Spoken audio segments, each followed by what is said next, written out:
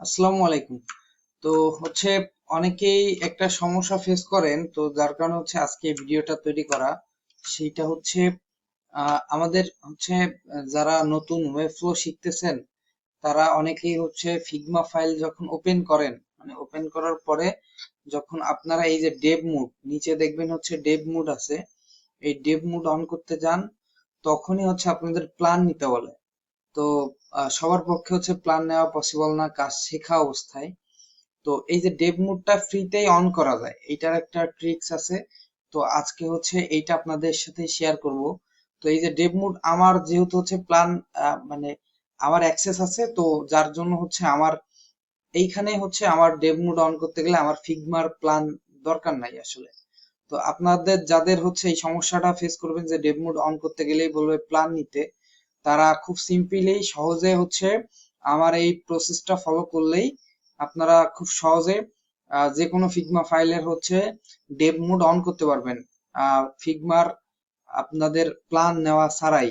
তো ফার্স্টে হচ্ছে আমাদের কি করতে হবে, এই যে ফার্স্টে যে নাম থাকবে আপনার ফিগমা ফাইলের যে নাম, এই নামের পাশে হচ্ছে এই যে একটা অ্যারো চিহ্ন থাকবে, এই অ্যারো চিহ্নতে ক্লিক করবেন।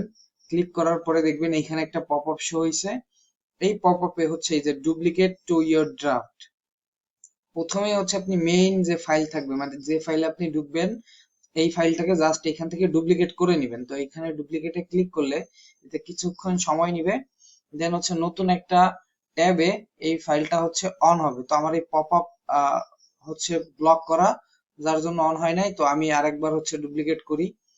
তো আরেকবার ডুপ্লিকেট করলে আশা করি আমার এই যে অন হয়ে যাবে। তো আমাদের এই যে পপ আপটা, এই যে নতুন একটা ট্যাবে হচ্ছে আমাদের ফিগমা কপি ফাইল, এই যে কপি কপি ফাইলটা হচ্ছে ওপেন হয়েছে।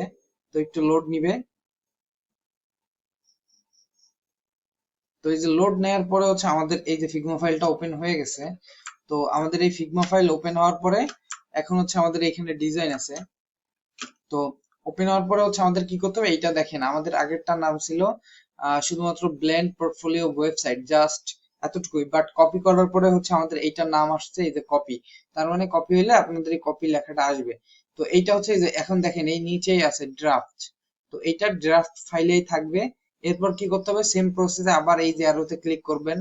ক্লিক করার পরে এখান থেকে জাস্ট এই যে মুভ, এবার হচ্ছে মুভ করতে হবে।